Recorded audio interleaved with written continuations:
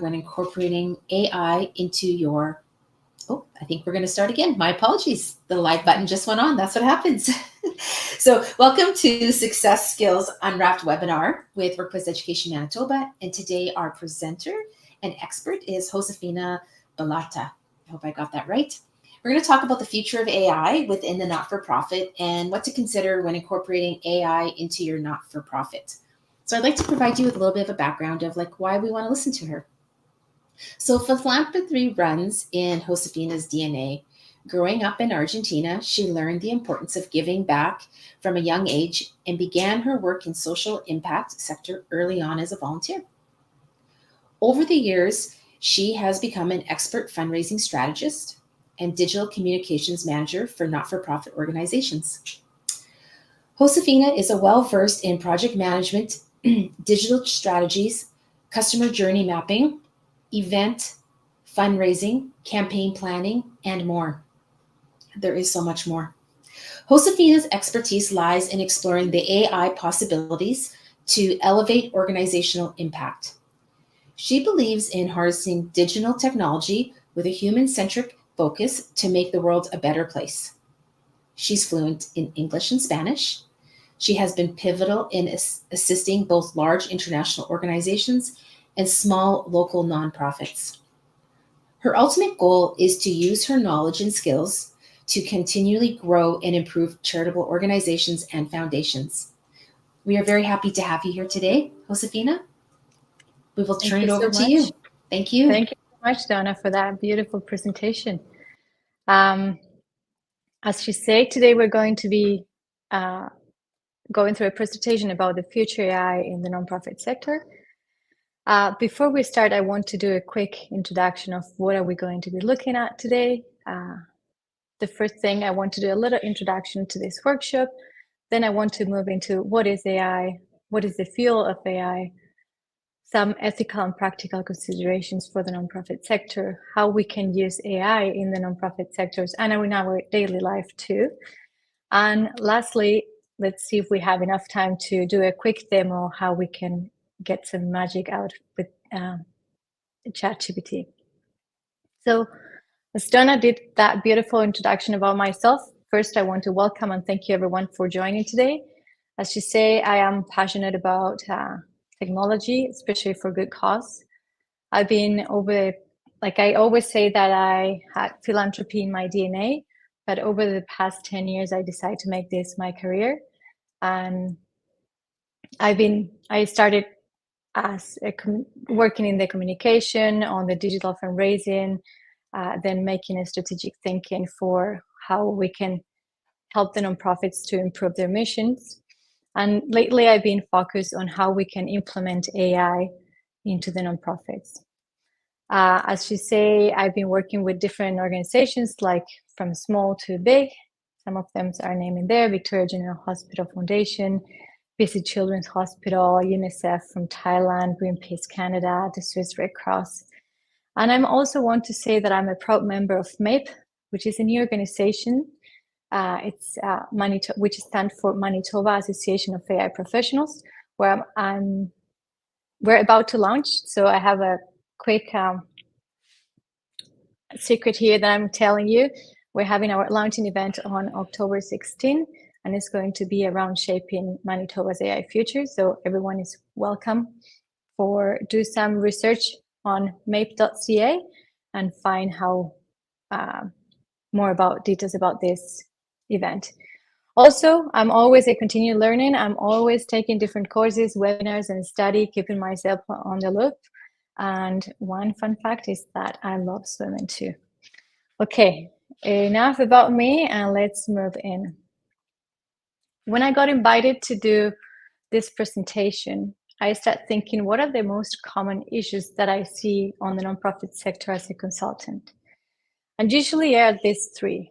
The nonprofits don't have time, they don't have resources, they don't have money, and that equals to a low impact or low programs, right? It doesn't mean that they don't have these three. It means like maybe one of them they don't have, right? Maybe they don't have time, maybe they don't have money, or maybe they don't have these three. But Would you believe me if I told you that there is a way to save time, to simplify your work, to reduce the stress, to increase your impact, to improve donor engagement, to make better decisions, and to free up resources for your mission, all with the help of AI? I think you're telling me, prove it. And it's not me saying this. There are tons of reports already on the table and on the internet that, by the way, I'm opening a bracket here. At the end of this presentation, I create different links and resources that you can go and dig in. But this is one of them. Like, AI helps employees complete 3 times faster their work. You can see the green one are the ones that are using AI, the yellow are the ones that are not using AI. And some of the tasks that we can see here is like language translation, documentation generation, text analysis, and we can keep going on this list. But it is proven that an employee that works with AI, it's actually working faster, at least 3 times. That's a lot. So when I think about AI, this is what I imagine. I imagine a tsunami of information coming to me and I feel overwhelmed. I don't know where to start. I don't know what to do. There's always a new tool. There's always a new policy going around. What is ethic? What is not? What should I do? What is professional? What is not? But all of these questions is, we need to think about AI as that is a tool, right? And we can be shaping it, the specific need that we have with it. The key for this is to be prepared and to have a strategy behind that. One of the biggest fears that you can hear around AI is like, AI is coming to replace me. No, AI is not going to replace you. AI is going to exponentiate your work, is going to help you be more productive, help you be more creative. It's actually AI needs the human, right? Another quote that they're saying around there is, AI won't replace you. A person that is using AI will replace you. So my recommendation here is like, keep yourself on the loop on what is going on with AI. But I'm starting to talk about AI, but I want to make sure that we are all on the same page here. And if I ask, what is AI? We can all have this definition that I got from IBM.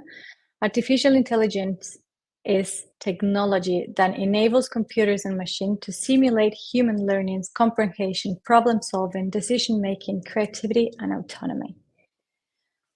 We think AI is a trend because it's been on the news lately, in the last 2-3 years, but in the reality, from the 1950s, we've been having AI, but we needed like a lot of computer education behind it to be using it.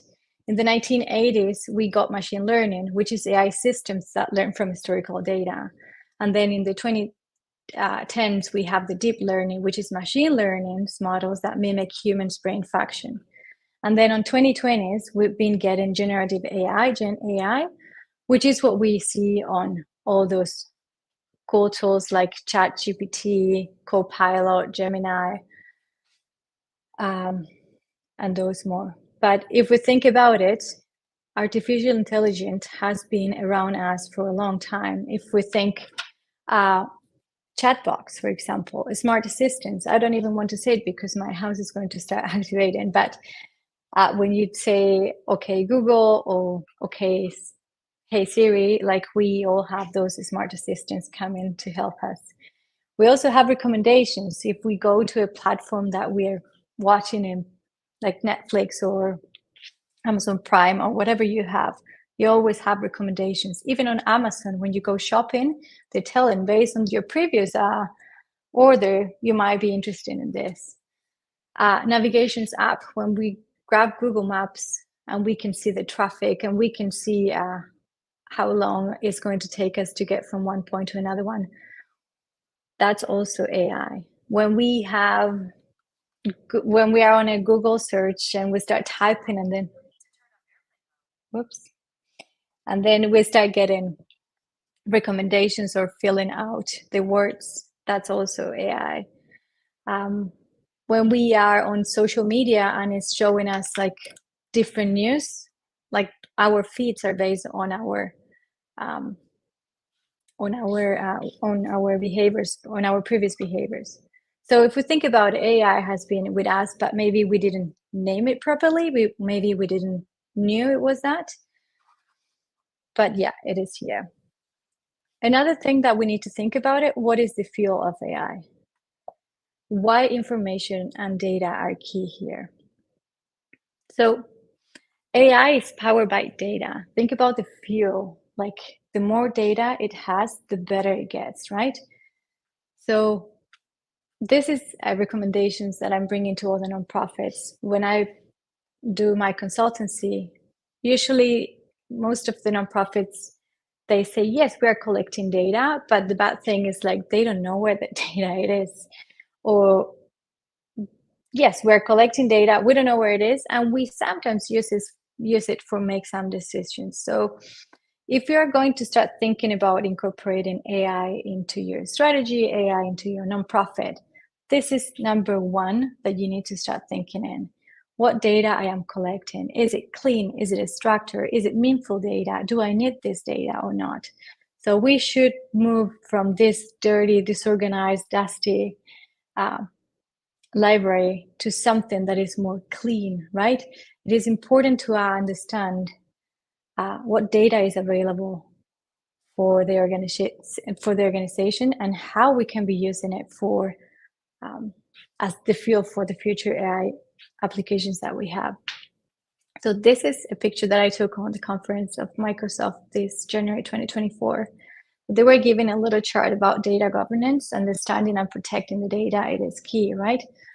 But again, this could be a full webinar itself about data, how we can clean, collect, and structure our data to have better results with AI.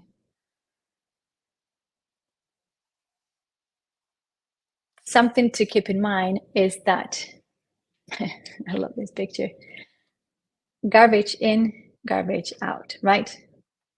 Artificial intelligence is only as good as the data it learns from. So if we're feeding AI with bad data, we're going to get bad results. So this is something that we need to keep in mind when we are starting to think about how we could start like collecting data, cleaning data, what is important for us, what not. And I put 2 questions here to all the nonprofits that I think they should start asking themselves.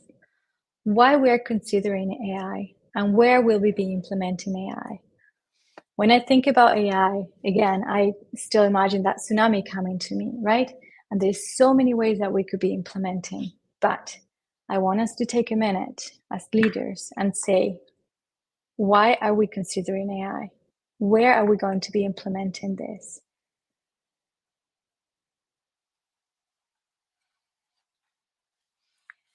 Another of the biggest thing that is coming to us is ethical and practical considerations in AI integration. And here we can be speaking for hours and hours around this. And this is the cover for The Economist issue in November 2022, I think. And I thought it was pretty interesting because it reflects both sides, right? AI could have both positive and negative impacts depending on how it's applied. In this conference of Microsoft, they were bringing this example, like with a hammer, we can build a house, but we can also do a lot of damage. As a new tool, we need to be learning about it. So education, it's a key on these matters, right? To ensure that AI is actually used ethically and responsible. It has the good side that I will show you in a couple minutes, that how you can increase your productivity, how you can use it for a daily basis, and also how you can use it in the nonprofit sectors for a more specific task. But also we are seeing it already that bad people, or I don't know how to call it, but they're using it on the bad side. So we're seeing that nowadays you can clone a voice in with just 20 seconds, right? So we can have scammers that will be calling you with the name, we're calling you to take some money off your banks, and scammers are already happening. Imagine with this amazing tool, they can use it on the wrong side. So this is my little recommendation, and this is what I've been giving to my parents and my family. Just grab a piece of paper and write a secret password, but keep it private. Don't even verbalize it. Just show it to your family or to your small circle, right? And also avoid using easy, like guessable information, like what is my pet name or what was my first school. We need to be putting a random word, I don't know, banana, banana, apple, or something like that, that only your circle knows about this. Again, do not even say it, because nowadays we're surrounded by devices that they are listening to us. So that is not safe anymore. But keep that in mind, because as I say, we're using AI for good, but some people is using AI for bad meaning. So we don't want scammers to get all our money account. So that is my little secret advice for you. I hope you can do it. Also, when we think about AI, we need to keep in mind some concerns and be aware when we're using AI, right? Number one is the quality of data. As I said before, garbage in, garbage out is the quality of the results. Sometimes we're saying like, no, I've been using ChatGPT or any other tools and it's not bringing me the correct data. And it's like, okay, but what is the prompt that you've been given, right? What is the model that they're using? So we need to be careful about that. The second one is that ChatGPT could hallucinate. How is that possible? I watched an interview of, I can't remember her name, but she was part of OpenAI. And she was saying it actually, it will always give you an answer, and it's copying the human. Like, for example, if I ask, what is the weather today? It'll give me an answer. Yeah, it's sunny. But how do you know where I am located, right? So we need to be aware of that things to make sure that there's always a human behind checking the answers that we're getting, right? The third one that I put there is it is hard to audit. Nowadays, it's getting better because you can ask actually for the resources where you're bringing this from, but also having an expert on the field that what you're using it for is the key. Bias and discrimination is number 4.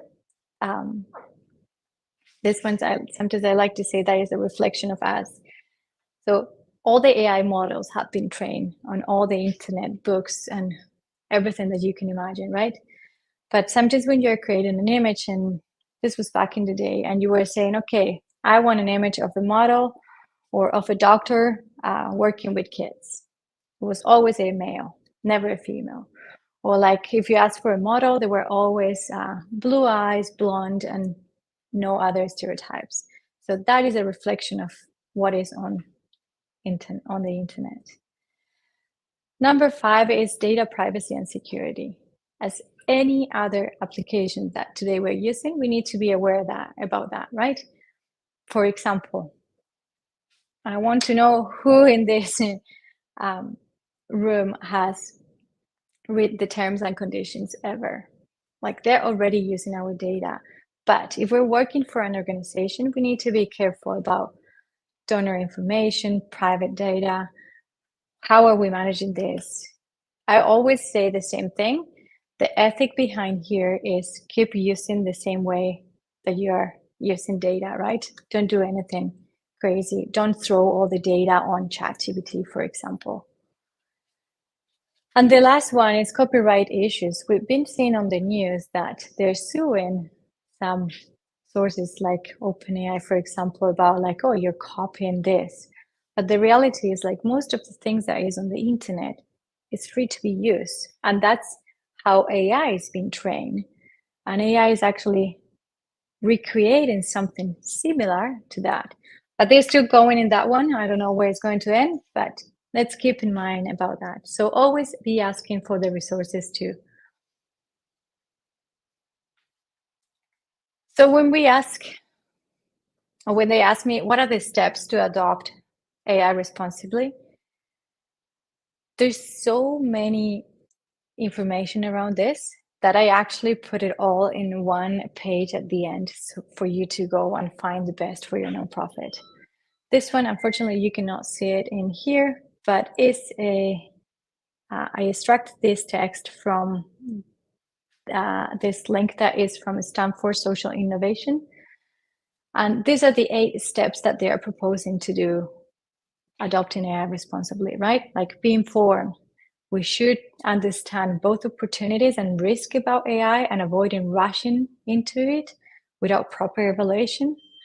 The second one is to address the fears, engage with the staff openly to address anxiety about job displacement and ensure AI is seen as augmentation and not as a replacement.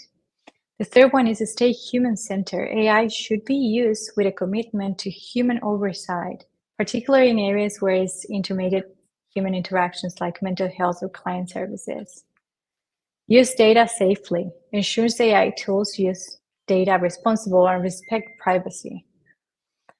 Mitigate bias. Implement risk-based planning to prevent AI tools for reinforcing biases. Conduct threat modeling and pilot programs before full implementation. Identify the right use cases. Focus on pain points like time-consuming tasks or bottlenecks where AI can do the most value. Then pilot AI. Always start small. Don't try to boil the ocean, right? One drop at a time. And then redesign jobs. AI will change job functions. So organizations need to provide upskilling opportunities and update job roles accordingly. And what I would like to add to this is, like, it's okay to not feel pressure to go fast. It is okay. As leaders, we don't need to be running. With AI, it's good to move slowly. So I'm not saying push it for later, because AI is the present. AI is here to stay. AI is not going anywhere. But also, I'm not saying, okay, let's change the full organization strategy plan and let's bring AI in every department. No, take your time to analyze where you should be using it, why you should be using it, what do you need to do that. Like, go with baby steps in here. For this, we need leadership, right? We need executive directors, we need board members to be on this. Again, this is not going to be a replacement. It's like back in the days with the digital transformation, we've seen that the nonprofits were like, no, we're okay with our check. We don't need to be adding any online donations. But then the only thing that you're doing is like you're excluding a new audience in there. And especially with AI, that is not even excluding. It's like you have a tool that you could be saving time. You could be getting as many resources that you think about it, and you can actually be increasing your donations. So why not to start thinking on this, right? But again, we need strong leaderships to be making this, like to start thinking about this, to start bringing a plan for this. And it needs to be properly managed, right? It needs to have like ethical standards for the organization. I put in here a conversation. It was a really good one about Beth Cantor and Debbie Thomas, who works for Microsoft. She's the head of the philanthropy in Microsoft, and it's a beautiful webinar that they did. I put the link in here, but also these are some notes that I took for myself. Like, understand the best use case for your organization and how you and your staff work best with AI. Again, AI, it doesn't need to be implemented in every single department, right? And then create small, low-risk experiments to answer questions like, does this use case make sense for our organizations? Then move on to learning and improving, but organizations should start small. This is something that we need to keep in our mind. Don't rush. Again, you can dig into this. There's a lot of information. I put some AI for Good Mayor players that are going These are my resources that I trust: Microsoft, Intel, Google, IBM, Salesforce, OpenAI, and Fundraising AI, that they're actually having a really good webinar coming on October 1st. These are the resources that I keep up myself update, that I subscribe to newsletter, and I try to keep on the loop on what's going on. Okay, practical ways how nonprofits could use AI. When we ask ourselves what we can actually do with AI, there's a lot of things. I just list a couple of things here, but the limits is pretty wide. So the first one that I put here is language translation and learning. You can translate text between different languages like in 1 second.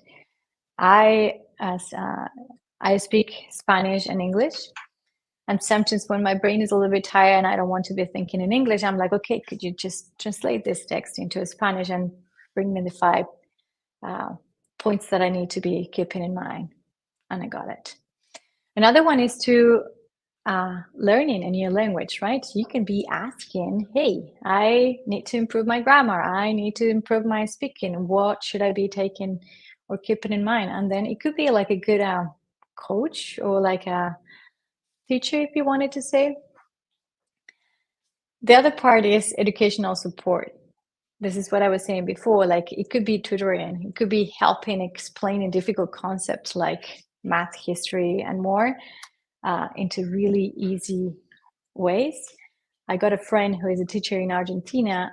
He's teaching history in his classroom, and he's bringing ChatGPT into the classroom and asking the students to play with ChatGPT and ask them to get into the role of a conquistador and ask that conquistador to tell the story to the kids, and the kids are asking questions. So it's pretty cool having the person that conquer a continent telling you the story of himself. So it's actually, I thought it was a cute idea. And then homework help, assisting with solving homework problems and providing explanation. This one I have a really cute story behind. My nephews, they live in Argentina, and I try to stay in touch as much as I can. But to my nephew that is 10 years old, sometimes I do some Zoom calls and we do some teaching and we do homework together. So my sister sent me all the pictures of what he's been studying. And then I upload those pictures into ChatGPT and I ask to bring me some ideas for kids that is 10 years old, and all of this in Spanish, right? And it's actually pretty cool. And if he doesn't understand something, I ask ChatGPT, like I use ChatGPT as our teacher, right? So it's actually a cool idea. Then for the creativity collaboration, it's amazing. For brainstorming, to generate ideas for projects, campaign, anything that you have in mind could be really good for that. Designing assistance, offer suggestions for designing concept and creativity projects. That's also another a good one. Like, you can upload a presentation and say, is this okay? Like, this presentation is going to be online.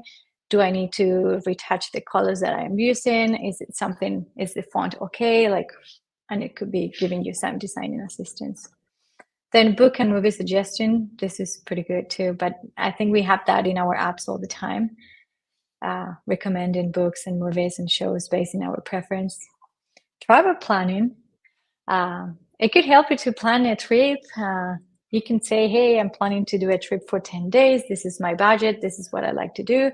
What do you suggest? And actually, it's pretty good. Another one that I use it for, sometimes I am not creative for the kitchen in the kitchen. So I open the fridge, take a picture and say, give me some ideas what I can do with this. And it's actually pretty good. Information retrieval, like summarizing text. If we have time, I would like to show you how we can upload a document, summarize long articles, reports, books into like 10 bullet points, and then provide details answering some complex questions. You can ask them too for that. Like, I have this question that I don't know how to get into this answer, and ChatGPT could help you too. And also to use it as a research assistant, right? Help you gathering information on different topics. Writing assistants could be really good in helping you on writing emails and letters for anything that you can imagine. Creative writing for stories, poems, scripts, content creation to creative posts, social media updates, and different articles.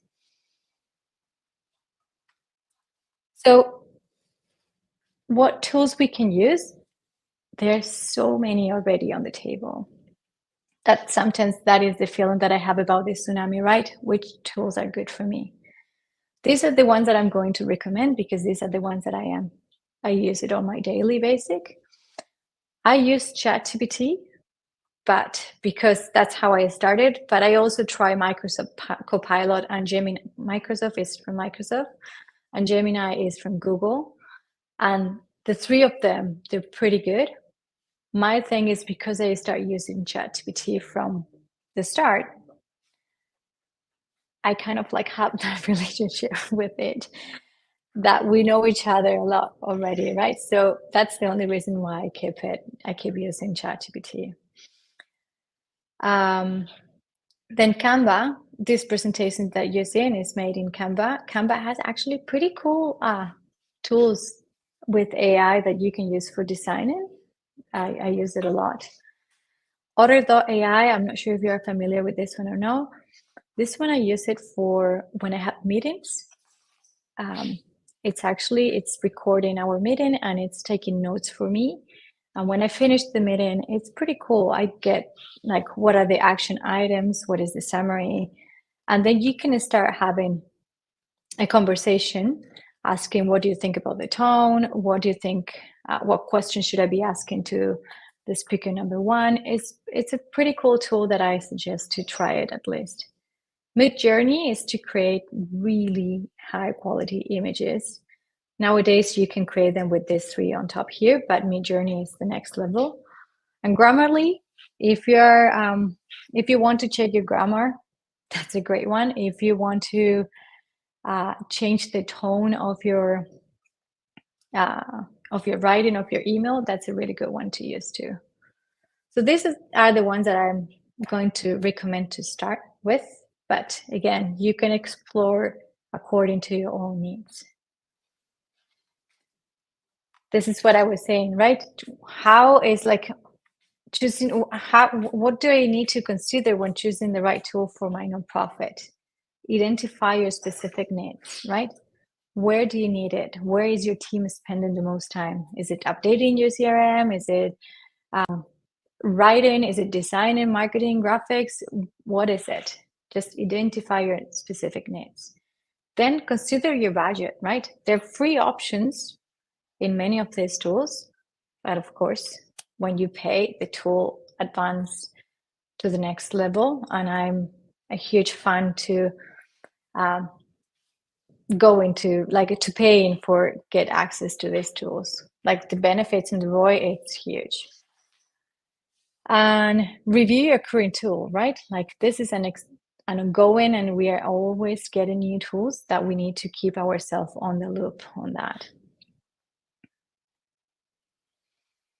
Okay, beautiful, all the stuff that we can do, but for the nonprofits, how we can use it. We can use it in fundraising and donor engagement, right? It could analyze donor behavior, preference, giving patterns, help you detail your fundraising strategy.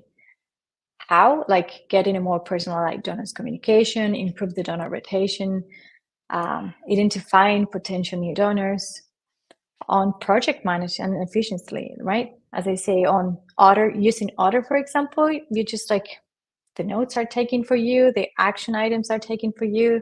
You can have that conversation with them. Data analysis and reporting.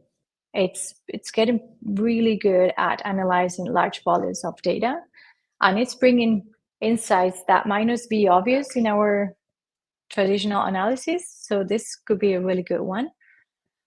And generating content, right?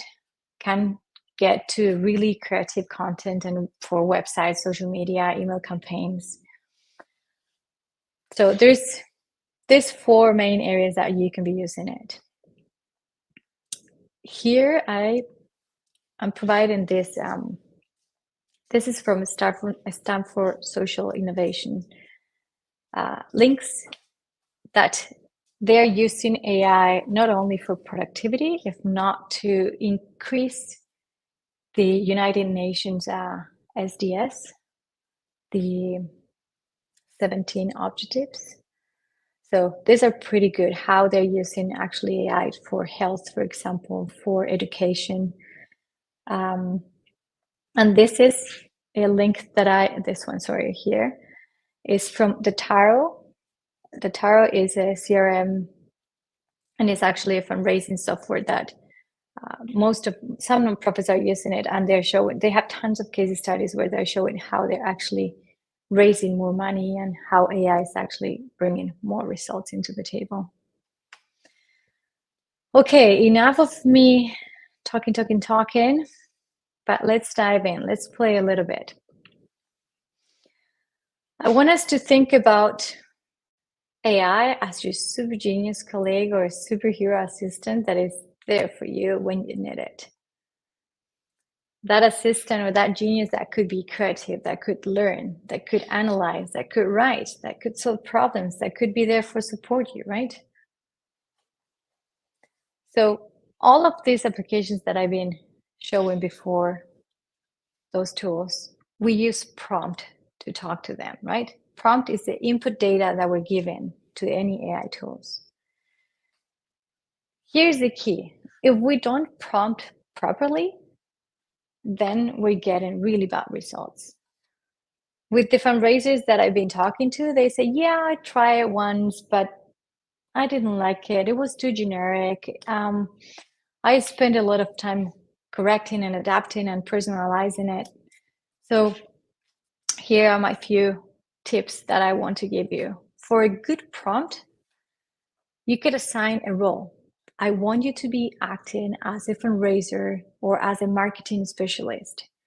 What is the goal? I want to be creating this specific marketing campaign to raise $30,000. Provide details, right? Details are key, like where are you located? How do you want it? Personalize it. Upload documents from previous campaigns to copy the style of your writing. The more, the better for this, right? And then put limits. Say, I don't want to get too formal in this. I want to bring it into a more friendly approach and avoid words like this ones, for example. And then while you're doing this playing role with ChatGPT, for example, start giving ongoing feedback. You can say, yeah, you're getting close, but not there yet. Like, keep bringing more ideas, or like, oh, I love this. You nail it for the first time. They actually love to see that. Here I put some prompting samples, and I actually have documents for anyone who wanted. They can reach to me, and I can give you some prompting samples for the nonprofit sectors. And here I put some tips and tricks, right? Provide clear details, give a specific context, or ask it to gather information if it needs to be asking questions to you. So let's say that you don't know what information you should be typing in. Ask it. Tell me, what do you need from me to create a really specific and trim campaign for my organization, right? This is the prompt help. If you're a stack, ask for help to craft your prompt by asking questions that could guide you, right? Check the approach. Ask it to explain the process before you start the task to make sure that is on the right track, right? You can be guiding what is the approach that you want to be. You want to be human-centered focus. I want to be, I don't know, you need to use your creativity here. And if you don't have that creativity, you can be asking for help to get that creativity out. And another one that is what I was talking before, it's create a reusable prompts. Make it easy to prompt So I have like a document with different prompts that I sometimes use, right? So I don't need to be typing all the time around. That could be helping you to save some time. So today, let's see if we have enough time, but my goal is to dive you into this big iceberg that is ChatGPT. We're just going to be looking to a couple functionalities that it has, but let's see how it goes. As I say, I am paying for this. We're going to be seeing the Plus account. It's $20 a month, worth it, every penny. I'm always saying, start with the free version, and once you start getting that used to using this tool, you won't think about it. You will just like pay for it. And again, the ROI, it's worth it. Okay, let's see if this works. Be patient with me. I'm going to open my ChatGPT, and what I'm going to do is to summarize long documents, and then I'm going to ask to translate it into another language. And then I want to show you that you can actually create Excel formulas. Let me see.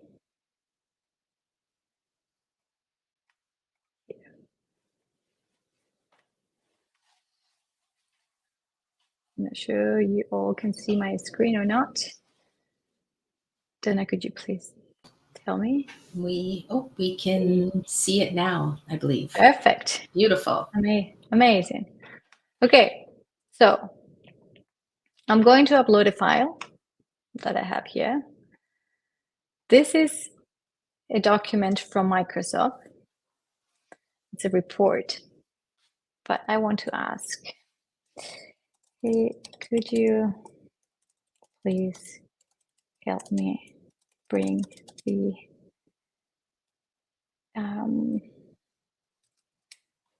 I cannot.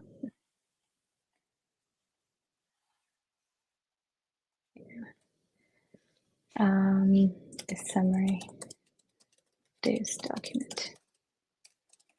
Keep it simple and into bullet points.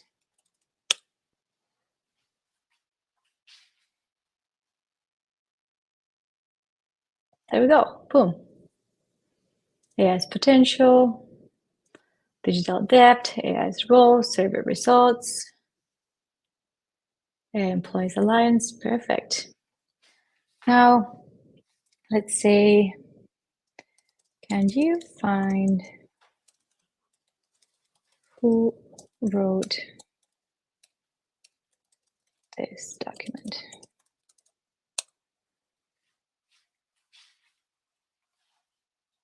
There we go. It was produced by Microsoft. It doesn't have any specific, oh, here it is. Not the chairman and the CEO of Microsoft wrote this report. This is great. Now, I want you to think as an executive director that needs to present this to the board. What should I keep in mind? Thinking, it's updating my memory. So here are the key points to keep in mind, right? Align AI with the organization goals, blah, blah, blah. But it's bringing me pretty generic ones. I didn't bring in which organization I am, but we can get into that. Now, let's say, great. Could you please add this into a table format? There we go. So then it's easy to copy and add it into an Excel if I wanted to, or a presentation too. And let's say, amazing. I like to give a compliment. I've heard that works. I've heard how important it is to maintain kindness. Yeah, 100%. Yes. We don't need to forget about that. Amazing. Now, could you add a new column with a translation to Spanish.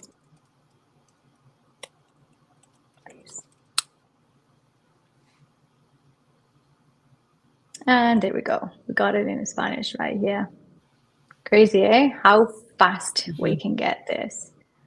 Do you know what I actually find these things interesting is I find from a user perspective, if I have a large article and if I sometimes understand what like the umbrella of it is that I'm reading, then when I'm actually reading it, it helps me absorb it better. So it's an interesting tool. It's not about a tool about it not like being shortcutting it, but actually it can really enhance our interpretation of when we actually stop. I find for myself, it actually enhances my ability to be able to read like a 20 or 30 page document because I can categorize into it what I'm trying to get out of it. 100%. 100%.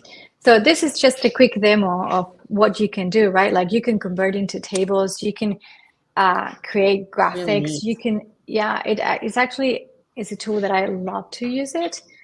I could stay hours and hours showing you all the good things. Another good one that, I don't know if I have any photo in here, but it is really common in the nonprofits that we have events like event registration, for example, and we like to print the paper and we like to take notes in there. That's totally fine. But then take a picture, upload it to ChatGPT and say, could you please digitalize this? And then you got everything on a table format or on a document and boom, done. We don't need to be typing all the notes that we took. Or if we're doing a brainstorming session and we have the wall covered with Post-it notes, then bang, take a note and transcribe it and do it into that transition. So we've been through a lot here. You mentioned you had a resource tool. Is it possible? Is it possible that you can put that in the chat box so it's easy for the people that are here that they can see it, or they could share their email with us and we can get it to them? But if you this is like, it's a couple actually, like it has a couple links in here. I'm putting, like I did my homework here because when again, the first picture that I put it there, it could feel like it's tsunami coming, right? Yes. So yes, I put in here some links and resources that I use on my daily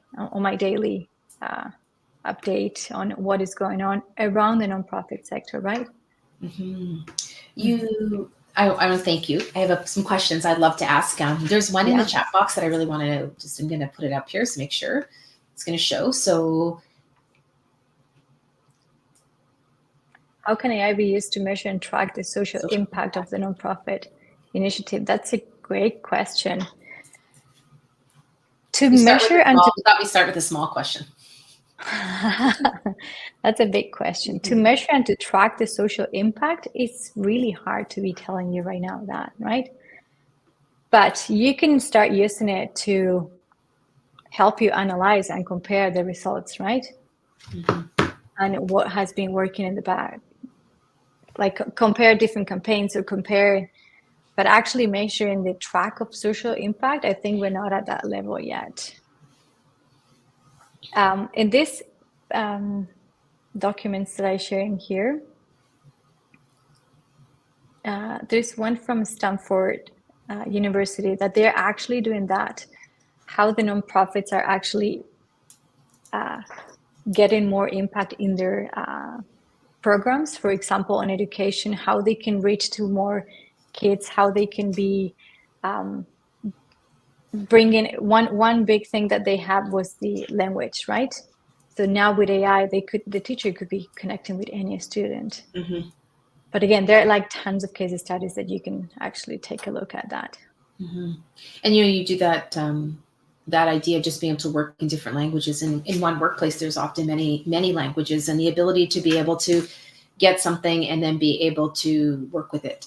I have a question for you. How do we start to collaborate as it relates to good data? Because that's the starting point usually, right? Like, how do we even collaborate on good data? What good data is? That's a great question. What is good data? There is tons of resources around what is a good data. But the key, I think, here is to ask you, what are you going to be using that data for, right? Right. Okay. So if we don't know what are we actually going to be using that for, then how we can define what is good or bad, right? Mm-hmm. If we're using it for increase our donor engagement, then any data related to our donor is going to be a good data, right? But then it needs to keep updated. It needs to be kept clean. It needs to keep on the loop on and get surveys out and get the contact information updated, for example, how you can keep that information clean and with a good structure that could help you to actually make decisions. So those are the logical side of that conversation. But when it actually comes to people sitting around a table, you know, that idea of really starting to, because with Skills for Success, we talk about things like communication, we talk about collaboration and creativity, but we often will have a beautiful process, but the process is actually missing the human component of it. And that's because we've had a piece of data for 30 years, but like, what if we just stop gathering it, right? Does that make sense? Like, what if we just stop gathering it and the fear that can go with that? So any thoughts on words of advice for the team in that space? I think that's I would keep myself in that sentence, like, what are you going to be using that data for, right? Yeah. I think that's the first question that we need to be asking ourselves. What we've been using in the past, is this good for our present, for our future? Like, if not, what do we need to change, right? Why are we collecting this data is the key question that I have for you. Mm-hmm. And how you're collecting that data and how often you're cleaning that data. Like, I'm always coming back into the same, but it's no, I hear you. I hear you. I've sat at those tables though where there's a lot more behind it, right? So just the awareness of that. I think that could be a good question for ChatGPT to start, like, asking, hey, I have this piece of data and I want to move into this. What do you suggest? Is this a good or not? Like, I would suggest integrate AI into those conversations tables too, and see what it brings into there, right? Yeah, very interesting. Yes. You mentioned about starting off, like, you know, sometimes people are like, well, I can't do it because my organization isn't using it yet. But is this something that it is something common started at the individual level, or does it need to have overall board approval? Well, the people who is doing more the productivity stuff is the one that are actually using it. Yes. The leaders who are like making the strategic planning, they are like, no, we're not there yet. We want this, like, this is the future. We're okay right now. We're like, handle this okay. Why do we need to be bringing this? I think sometimes there's a little bit of the fairness of, is it going to take my position? Is this going to be a good thing or a bad thing? I don't know how to control it. I don't know where to start. That's why I think the key is to have our leadership interested in this subject, at least to start learning, digging, going into more resources, how you can be training your staff to be using AI ethical and in a proper way. Otherwise, what we're going to have is like, an employee is using it and just upload all the database in there because it wanted to do a really personalized email to this, to my database, right? And then all your information is in there. So I think leaders and executive directors and board members are the ones that need to start like bringing these topics and start thinking how we can bring this into the table and not just pushing it into the future, because the future is already here, right? AI is not a destination. AI is the journey. We are already there. That idea of AI as a journey is an interesting space for people, because for some people, they're just waiting for it to actually get here. Once it actually gets here, but it's always changing, right? Like ChatGPT is different yesterday from today. 100%, but it is already here, right? And there are already ways that you can be aware of. Yes. I think that is the biggest mistake that we see, that leaders are saying no, and then you see employees using it on the wrong way. And that's where you get the issues, right? Like the leaking information and stuff like that. So if you educate your employees, if you give the right resources, and there are tons of resources for free. Like I put it on the list in there, like Google, OpenAI, Copilot, and Microsoft. They're like giving education resources like for free. They want people to know these tools, how to use these tools. Yes. But again, it's not the future. It is the present. It's not going anywhere. It's going to get bigger and bigger. Yes. Yeah, no, it's a really important part of this, of that space, right? Is to really figure out maybe where you are on that. One of the things it talks about from one of the things we talk about is that concept of creativity, and you definitely addressed it. But could you give some ideas of people, like we've been delivering our services for a long time a certain way? You know, that whole idea of creativity, delivery of service, services external or even services internal. I think we deliver services to each other as coworkers. Any thoughts on how we start to incorporate AI into that? You can start. The way to think about AI is to think it as another colleague, right? Yeah. Bring it into the table, but what we need to keep in mind is like, as you think about, it's like that genius colleague. That colleague knows who you are, knows where you live, knows in which organization you are, knows how you're feeling today, knows a lot of components that we don't give to any of the AI tools. And that's when we get the wrong results, right? So the more details, the better. So my recommendation for that is bring it into a table, like as another colleague. Hey, I want you to be acting as a creative. We want to do surveys. This is the way that we've been doing it. Boom, boom, upload some documents in there, like to keep it as a reference. We're stuck here. We need some ideas. Maybe you have some questions for us that we can answer to you, so you can give me a more personalized answer into that. And then you start going to have that conversation, and you can go back to that conversation and have it ongoing, right? And then provide feedback, like, hey, your idea really worked. No, it didn't. And let's keep moving into this flow, how you can think about incorporating AI as a colleague, bring it into the table, ask it questions. Yeah, it comes down to all the different components. For me, when I work with ChatGPT, I really use it more like it's like a relationship I have with someone. It's like, you know, like what are things like, I like the way you were using asking it questions. But that idea of just being able to give it feedback on that worked or that didn't, that's an interesting component of it, so it can start to understand. So, and it is interesting to think about, do I have a table? The word, when you're saying that, for me, I like to eat with friends. I like to eat. Does that make sense? And so eating is an important part for me. But it's like, how do I make a seat? Like, how do I give an actual seat for AI? Does that make sense? Like visually at the table, how are we making that another player on our team versus maybe hiding it behind? Do you know what I mean? Behind besides. And that's the thing. I think is addressing this with not being afraid of, and it's showing the good side. Like as I show that cover from The Economist. Yes. It could be an angel, it could be a devil, right? Yes. It all depends how we use it, for what purpose we use it. So bring it into the table and don't be shy. Like all the pictures that you saw in my presentation was made with ChatGPT. And I was just like, oh, I need a tsunami of information. And it's like, boom, got it.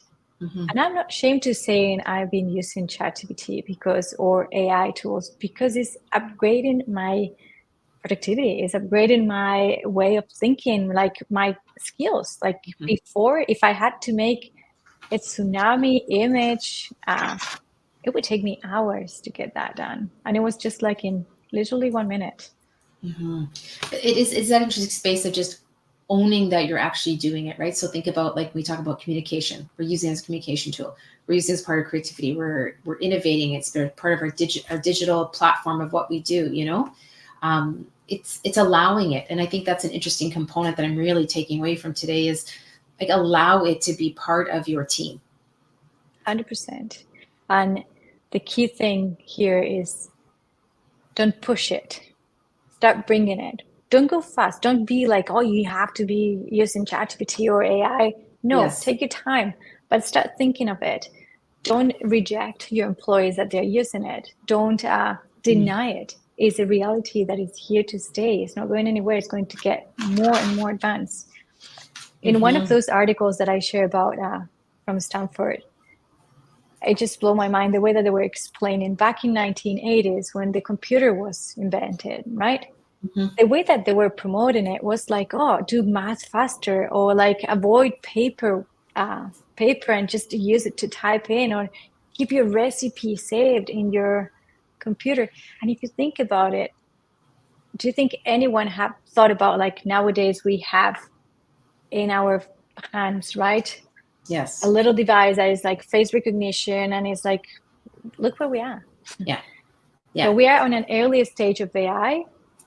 Don't avoid it. Just bring it slow at your pace, but start asking questions how you could be implementing AI, where your organization could be using the benefits of this, and educate. And that one slide you had, there was I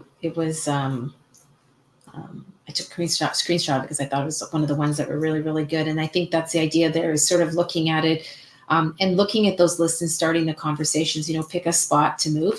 Probably in the not-for-profits, they might say they have a lot of pain points, but pick a pain point that you could start to, you're comfortable discussing. You 100%. Have a lot of knowledge on it. It's not the riskiest thing you're doing. Pick something. It's not super, it's not totally risk-free. It's not risk-free. It's not 100%. Pick something that's actually important. Pick a pain point, figure that out, start there. It's kind of early on in your presentation you talked about. So if you could just put up your slide one more time with your name and contacts, that would be great. And from Workplace Education Manitoba, we really like to thank you for your time and ideas that you've spent here today. Josefina, I think I just want to thank you. And I think I want to say, I like to say until next time, but let me try. You're going to correct me on my pronunciation. So hasta la próxima. How did I say that? Until next time. Perfecto. Muchísimas gracias. Thank you so much, everyone. I hope you enjoy it. Anytime. Thank you for your time.